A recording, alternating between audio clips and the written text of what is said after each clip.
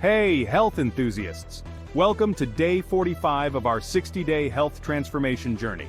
Today we're talking about incorporating functional training into your workouts.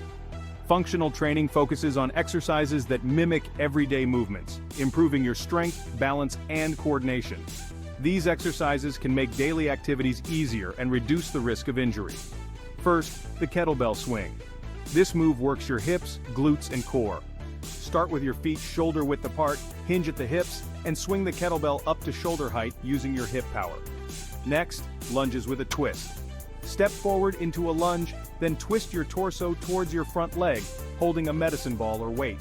This exercise engages your legs and core, enhancing balance and stability.